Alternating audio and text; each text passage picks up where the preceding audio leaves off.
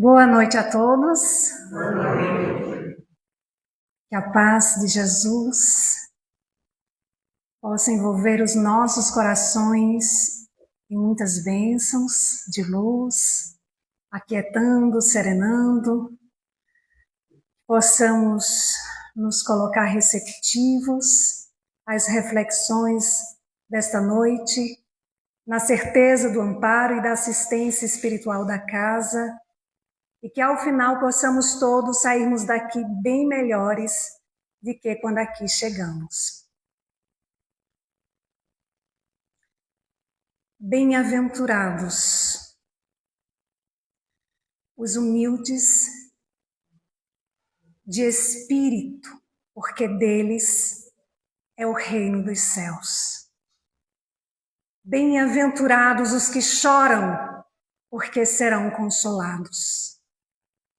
Bem-aventurados os mansos, porque herdarão a terra. Bem-aventurados os que têm fome e sede de justiça, porque serão saciados. Bem-aventurados os misericordiosos, porque alcançarão misericórdia. Bem-aventurados os limpos do coração, porque verão a Deus.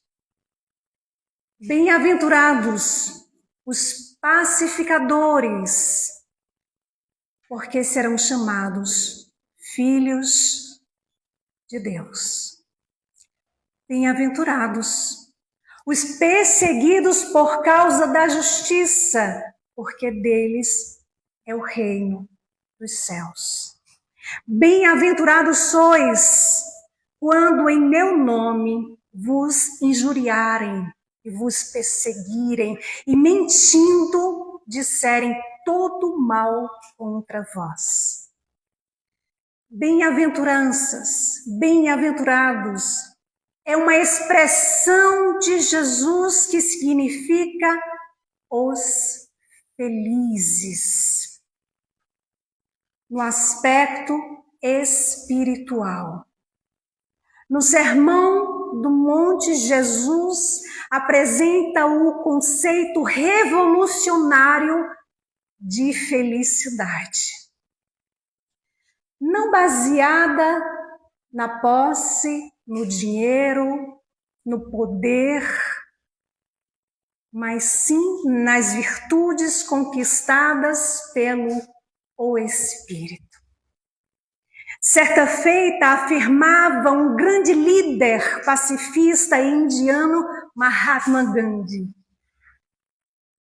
se perdessem todos os livros sacros à humanidade e só se salvasse o Sermão da Montanha, nada estaria perdido. Jesus apresenta aos nossos corações as bem-aventuranças como a síntese da lei divina. As inversões dos valores materiais. O único caminho que nos conduz à felicidade real. E ele afirmou: eu sou o caminho, a verdade e a vida. Ninguém vai ao Pai senão por mim.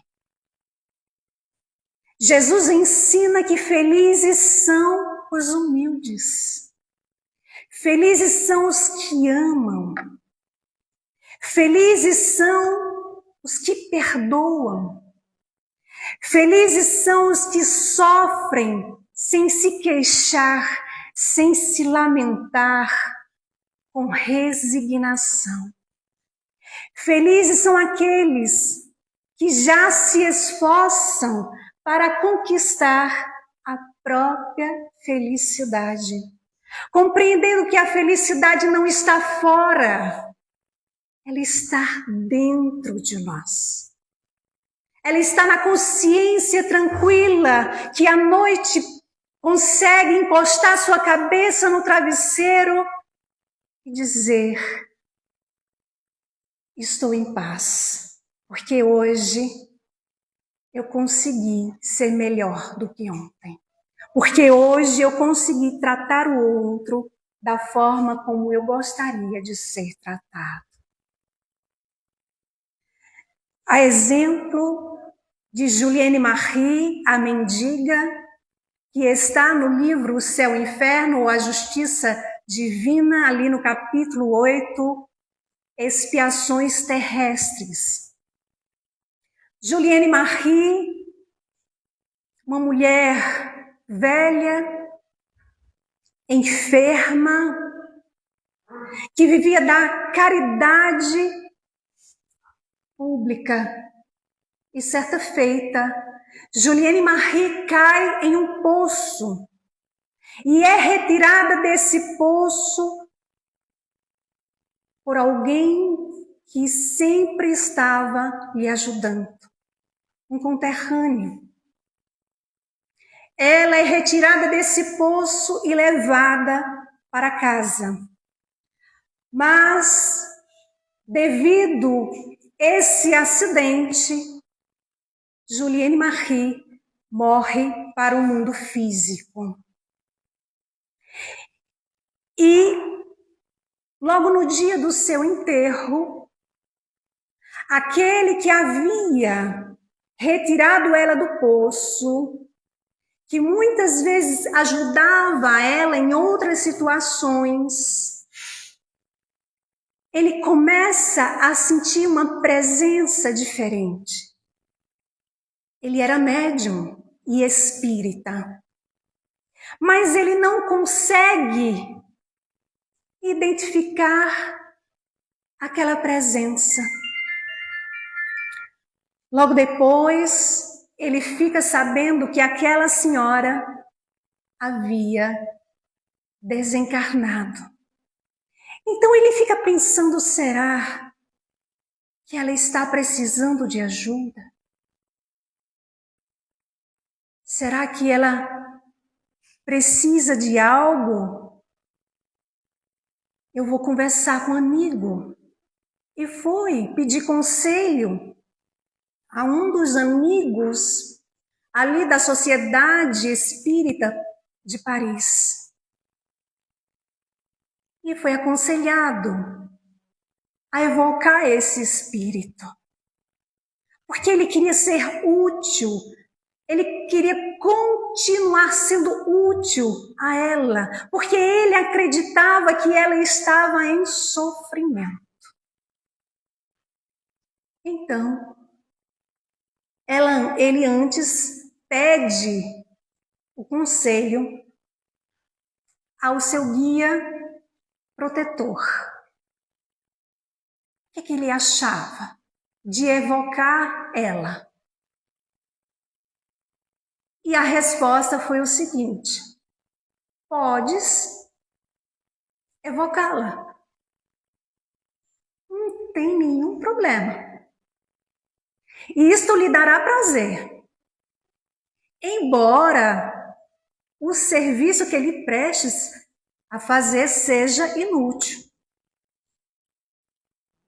Então ele estava dizendo a ele que se ele quisesse, ele poderia evocar sem nenhum problema. Ela ia ficar feliz.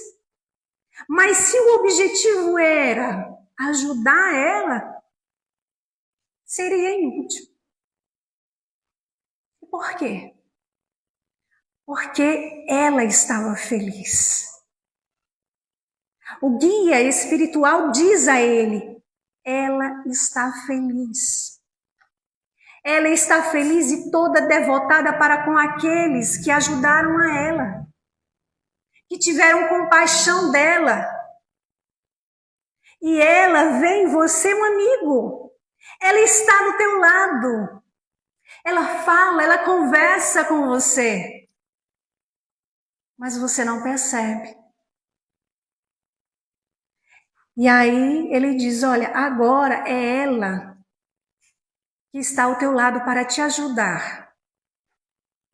Se quiseres fazer algo bom, ela vai estar do teu lado. Então ele lembra quando Jesus disse: aquele que for rebaixado será elevado. E a evocação é feita. Ele diz: boa Juliane Marie, sois feliz e era tudo o que eu queria saber. Saibas que você estará sempre em minhas preces. E ela, com muita humildade, ela já começa a trazer uma lição para ele. Ela diz: tendes confiança em Deus. E não se preocupe com recompensa. Faça o bem, sem esperar recompensa. Porque Deus recompensa aquele que se dedica a auxiliar o seu semelhante, a ajudar o outro. E ela lembra a ele que ele tinha feito muito bem em não humilhar os pobres. Ela diz que aquela voz que suportou passar por todas as misérias do mundo é sempre recompensado.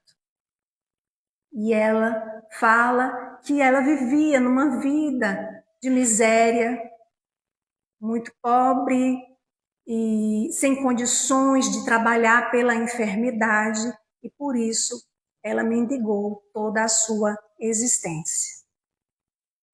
Mas ela diz a ele que ela não sofreu, porque ele acreditava que no momento do seu desencarne ela havia sofrido. Mas ela diz: eu não sofri.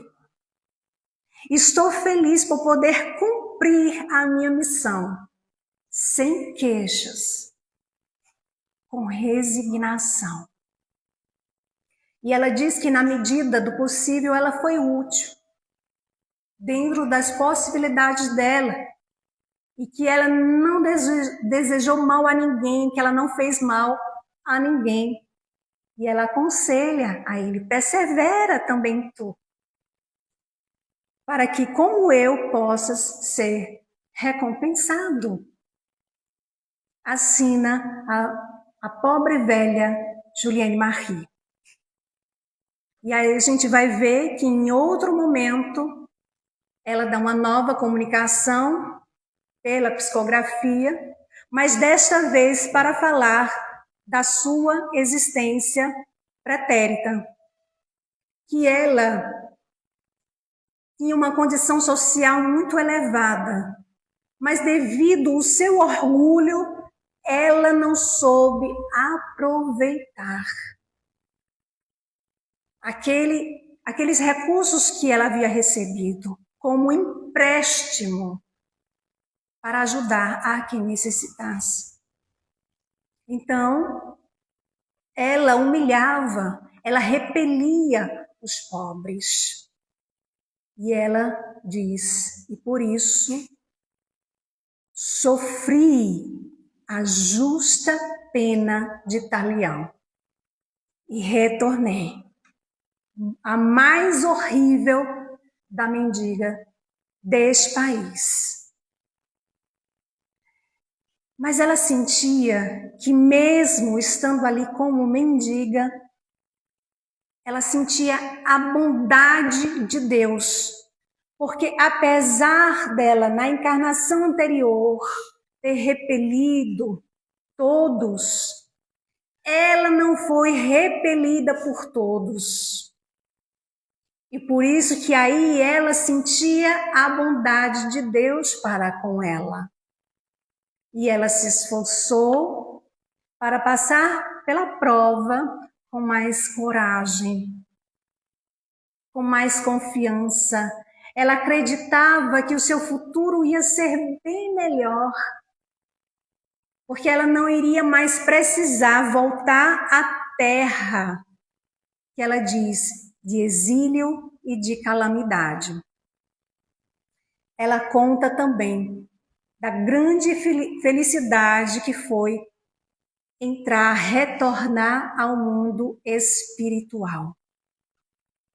E que aquela experiência que ela trazia, que ela estava ali passando, servisse de exemplo para que não caíssem no erro que ela havia caído.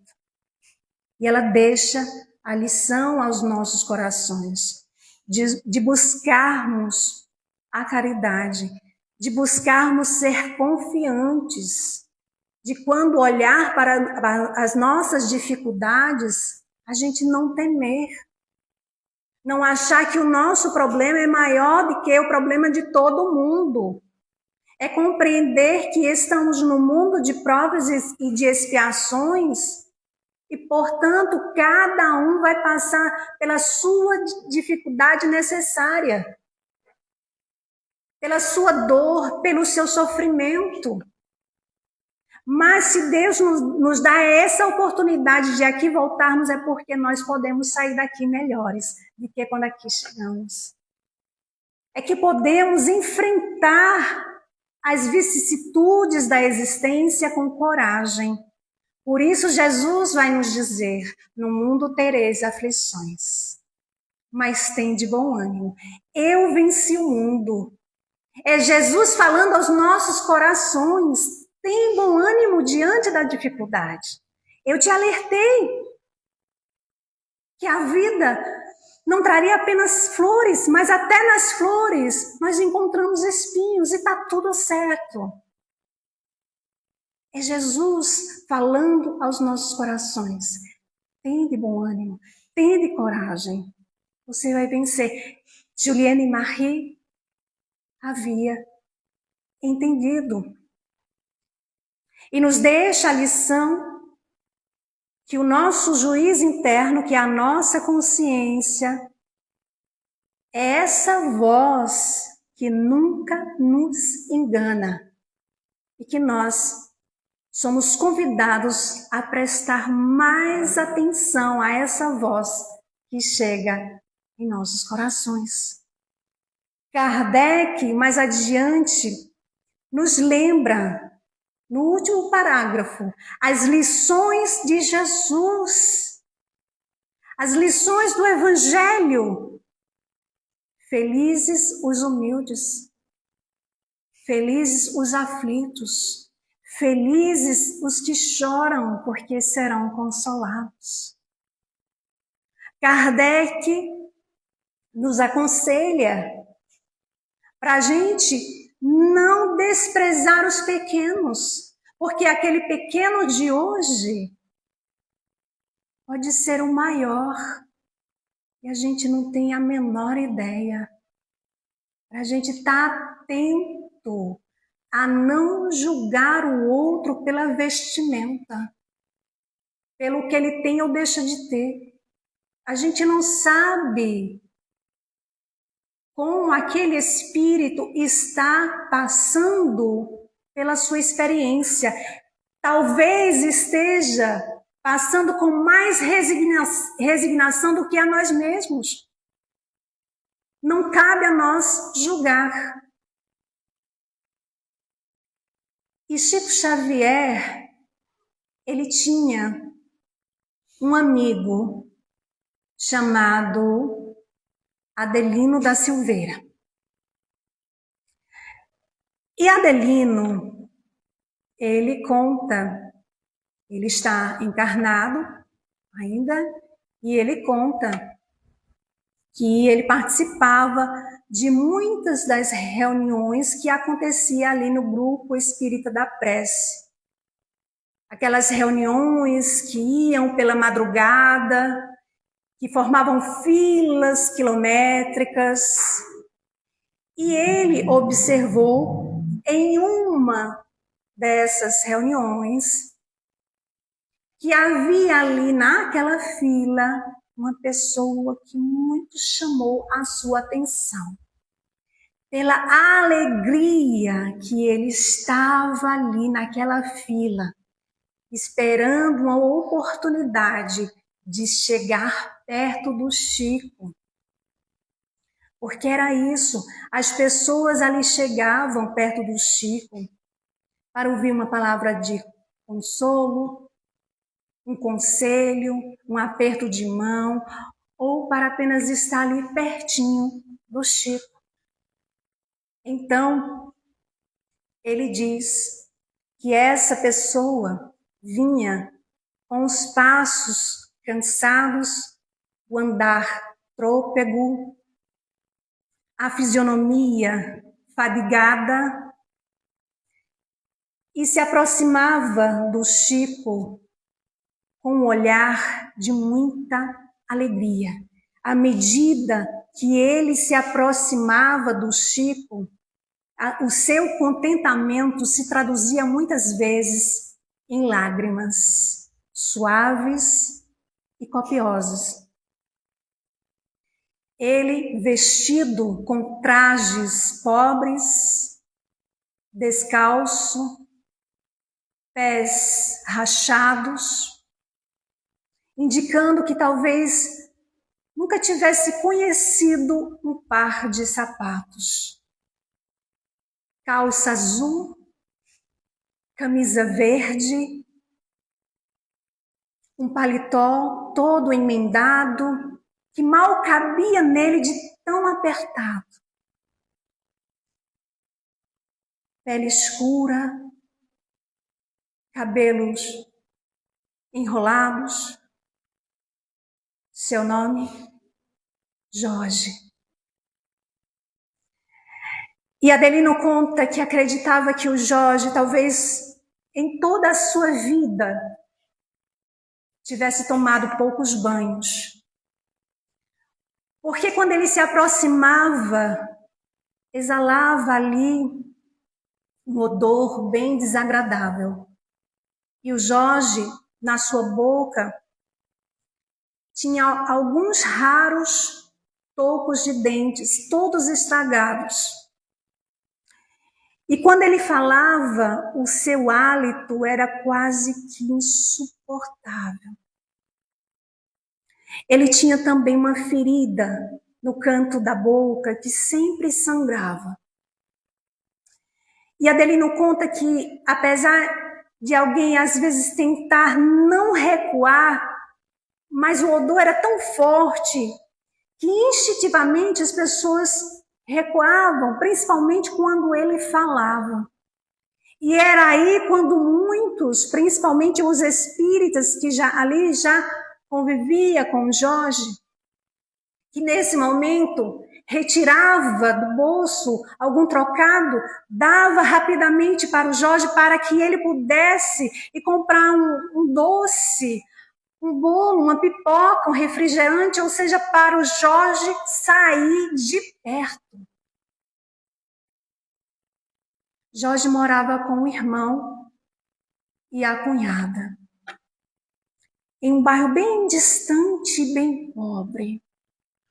O seu quarto era um cômodo muito pequeno, era anexado ao barraco onde o seu irmão morava. E era forrado o seu quarto com alguns pedaços de telhas, alguns pedaços de plástico, algumas folhas de lata. O irmão e a cunhada eram boias frias. E ele ficava com as crianças. O Jorge, ele preparava ali o mingau. Ele ajudava no que ele podia. E Adelino conta que o Jorge era uma alma caridosa. E acreditava sim que o Jorge recebia maus tratos. Porque muitas vezes o Jorge chegava lá com manchas no seu rosto. E até desconfiava que aquela ferida no canto da boca eram pancadas que o Jorge levava. Pois quando ele se aproximava do Chico, o Chico conversava com o Jorge 5, 10, 15, 20 minutos. E logo no começo, Adelino perguntava para si mesmo, mas como é que o Chico perde tanto tempo conversando com ele? Milhares de pessoas que vêm de outras cidades, de outros estados, passam horas e horas viajando para ver o Chico, e o Chico fica perdendo tempo aí com esse Jorge. Somente mais tarde, Adelino foi entender que o Chico era a única pessoa capaz de ouvir o Jorge falar. Ele não tinha com quem conversar em casa. E na rua, ninguém lhe dava a menor atenção.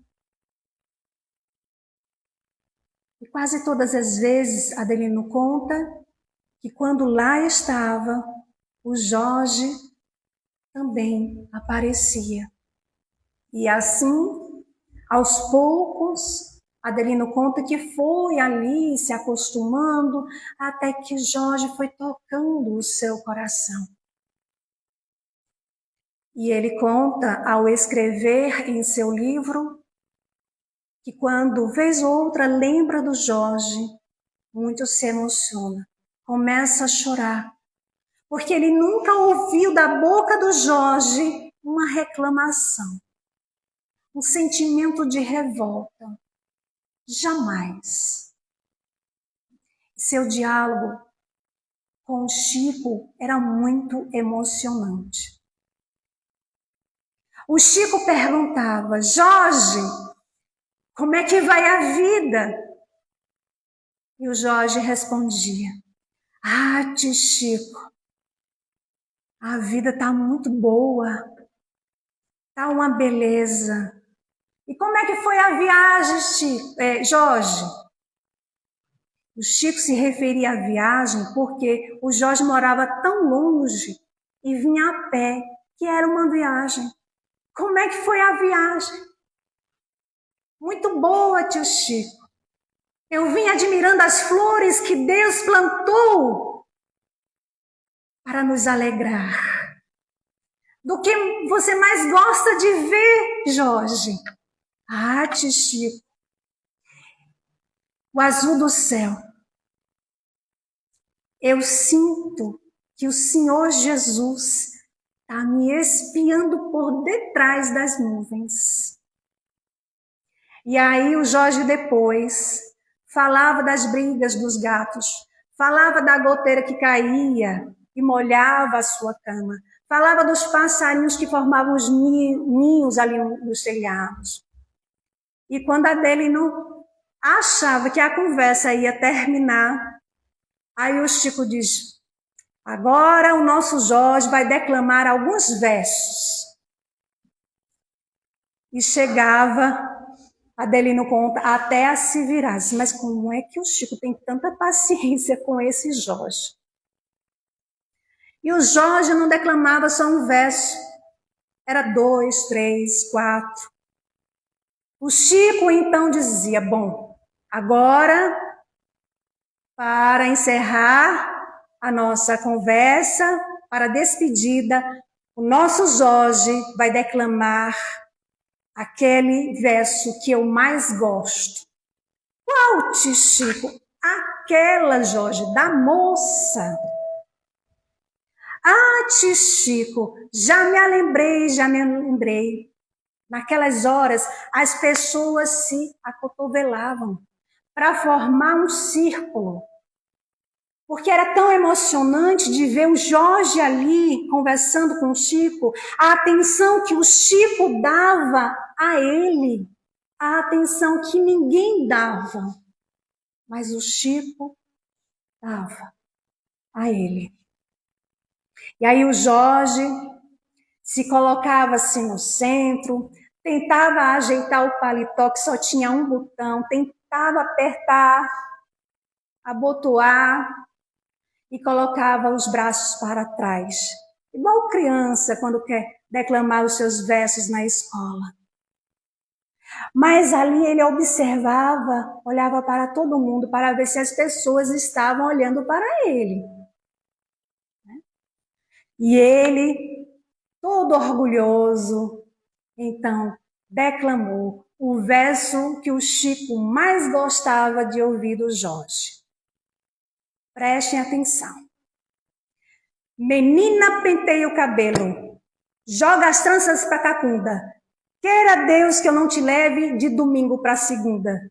E aí o Chico ria, o povo ria, o Jorge ria, o seu sorriso era tão largo, né, os seus lábios grossos, que sangrava. E aí ele se aproximava do Chico. O Chico dava alguns trocados a ele. Ele todo feliz, pegava ali aquela mochilinha de pano, colocava o dinheiro junto com a pipoca, com o docinho que ele tinha comprado, dava um nó. E na hora da despedida, o Jorge, ele não abraçava o Chico. Ele ia para cima do Chico. E aí o Chico beijava a mão do Jorge. E o Jorge beijava a mão do Chico. O Chico beijava um lado do rosto do Jorge, beijava o outro lado. E o Jorge retribuía, beijando de um lado, beijando do outro. E deixava ali no rosto do Chico a marca do sangue que saía de sua boca, dos seus lábios. Adelino conta que nunca viu, nunca presenciou o Chico limpar o seu rosto para retirar o sangue, nem na frente do Jorge, nem depois que o Jorge ia embora. Muitas vezes era o próprio Adelino que pegava ali um pano, molhava e ia limpar o rosto do Chico, que ficou conhecido como o beijo do Jorge. Adelino conta que não saberia dizer quantas vezes ele pensou em levar uma camisa para o Jorge, um par de sapatos, uma calça, uma botina.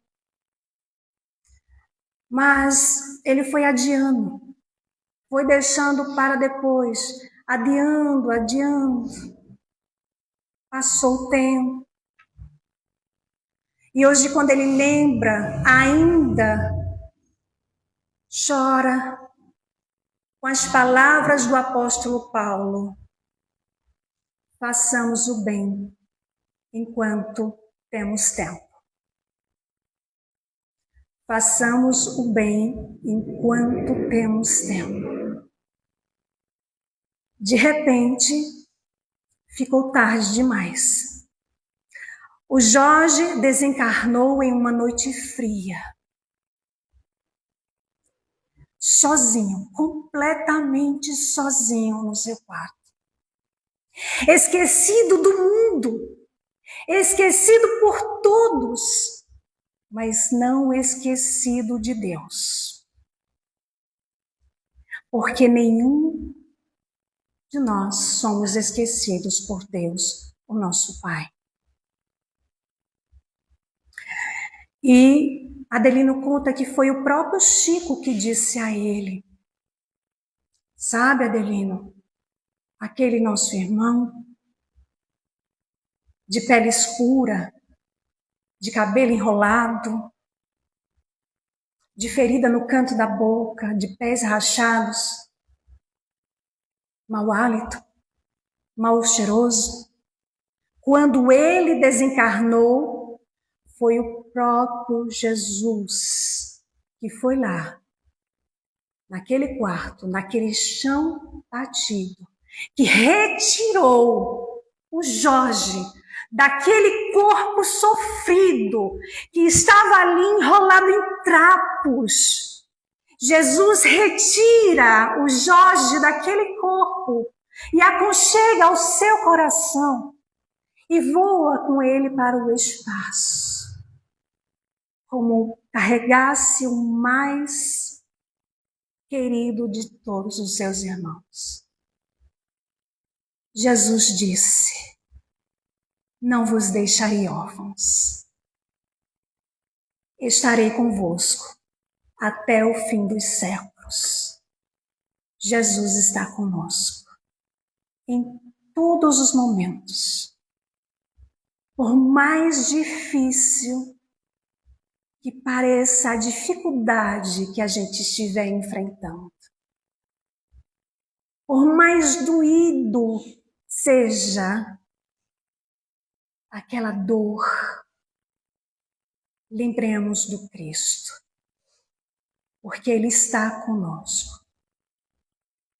Ele não faria uma promessa que não pudesse cumprir. Ele cumpre a sua promessa. E já nos encaminhando para a nossa fala final, lembremos que a terra não é um tribunal de condenação. A terra é o nosso planeta escola. Nós estamos aqui sim para aprender com as dores, com as dificuldades, com as aflições. Nós estamos aqui para evoluir. Nós estamos aqui para nos conhecer, para nos melhorar, para corrigir, consertar, reformar, transformar aquilo que está dentro de nós. Para sermos co-criadores em plano menor. Porque Deus, em sua bondade, ofereceu o seu Filho bem-amado para nos servir de guia e modelo. Ele vem à Terra, Ele encarna. E ninguém mais sofreu do que Jesus. E nada tinha que reparar. E nós temos um passado bem complicado. Mas Deus não nos condena. Deus nos educa. Nos oferece as oportunidades para a gente avançar nessa grande escola. Para a gente passar de ano. Para sairmos daqui melhores do que quando aqui chegamos. Então não nos esqueçamos que nenhuma lágrima é ignorada por Deus. Nenhuma dor é eterna. Nenhum erro é irreversível. Todos nós erramos. Todos nós temos um passado de erros. Não cabe a nós apontarmos o erro do outro, justificando que nós estamos certos. Cada um está certo no seu entendimento, porque cada um evolui a seu tempo.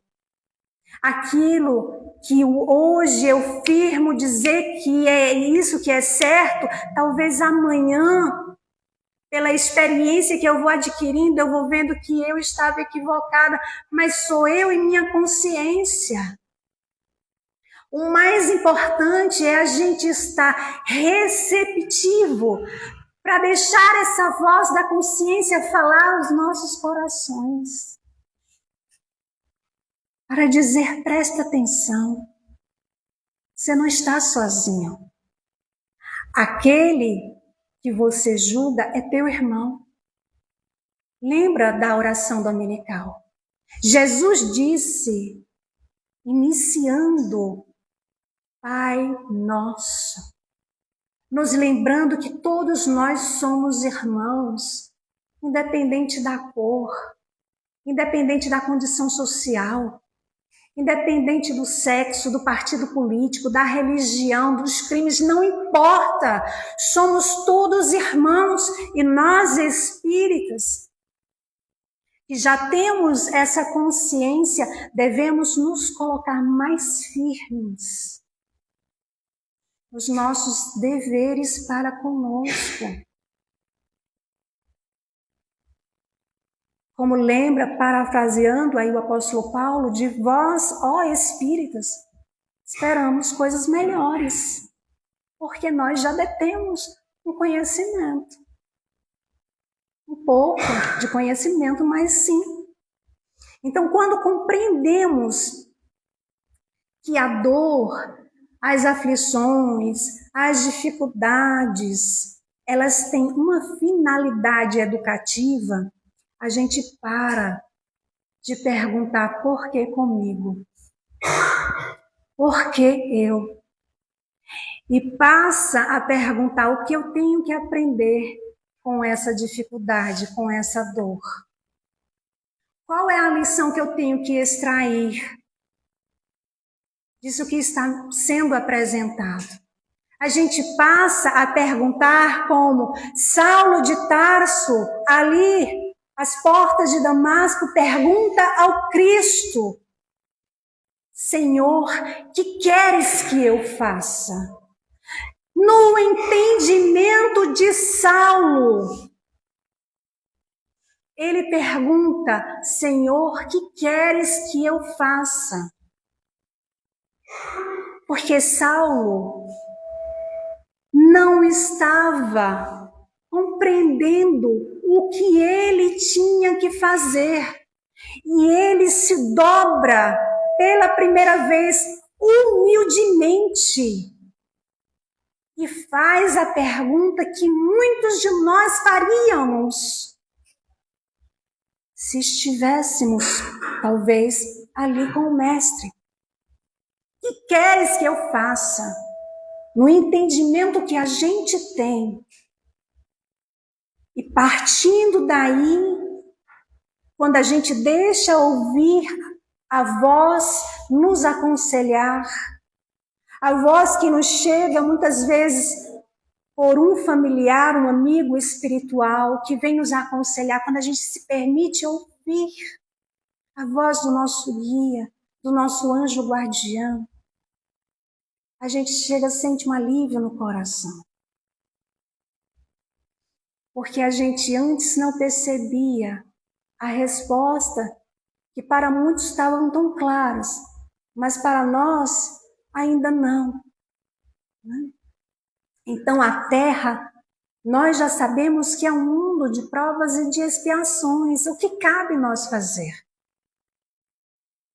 Seguir com resignação, sem queixumes, sem lamentações, e diante de toda e qualquer situação, lembrar do nosso querido Mestre Jesus, que Ele está sempre conosco. Então, passar pela experiência encarnatória com coragem, com bom ânimo, se esforçando a cada dia um pouquinho, é seguir para o alvo. É sentir a bondade de Deus. Estar nesse esforço é nos colocar no caminho que nos leva à felicidade.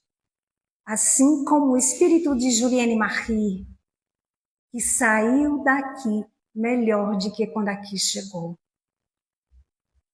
A exemplo dela, que passou pela miséria com resignação, sem se queixar, sem culpar a Deus ou a vida, mas entender que ela estava ali no processo e ela acreditava, confiava que o seu futuro ia ser promissor.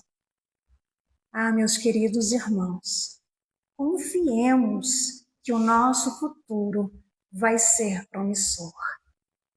Mas para isso, nos coloquemos com vontade firme e sincera de cada dia ser melhor, de ser mais paciente, de ser mais indulgente, de exigir menos do outro e mais dos nossos corações. Que Jesus vos abençoe. Muita paz.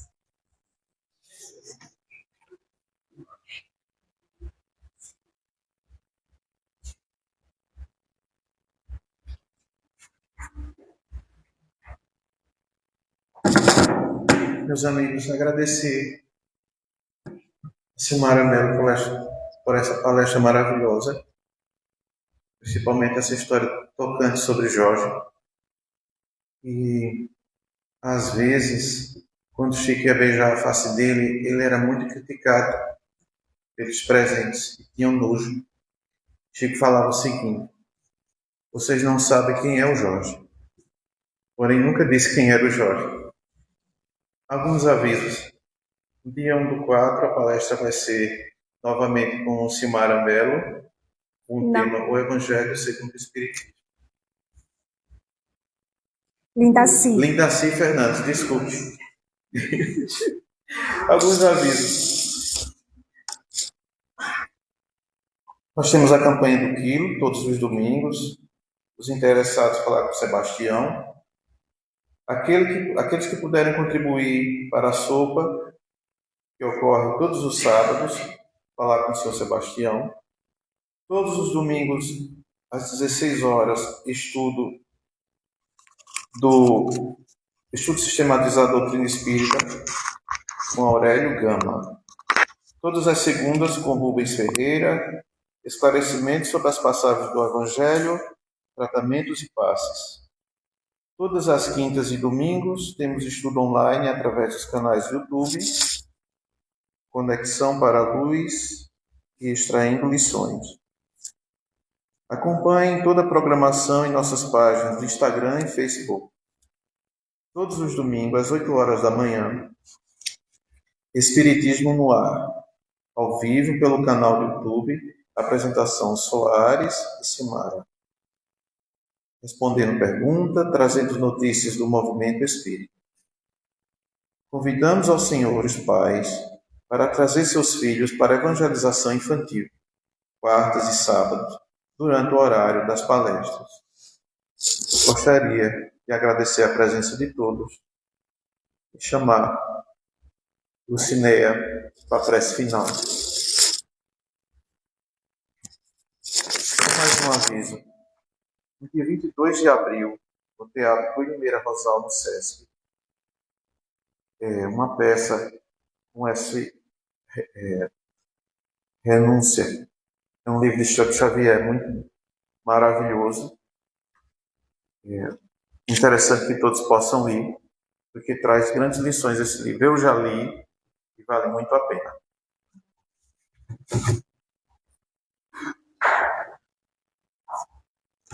Senhor Deus, que a palestra de hoje possamos colocar realmente em prática. Sei que não é fácil, porque todos nós somos fracos e pecadores, mas não é impossível. Principalmente quando a gente começa a nos conhecermos melhor e todos os dias vigiar e orar a nós mesmos. A partir do momento que a gente começa a fazer isso, que a gente, à noite, deite a cabeça no travesseiro e comece a pensar: o que foi que eu fiz hoje? De errado, de bom, o que é que eu preciso melhorar? A partir daí é quando a gente começa a se conhecer e a tentar se melhorar. Aumente, Senhor, aumente a nossa fé e a nossa confiança em Ti. E tudo irá melhorar. Que assim seja.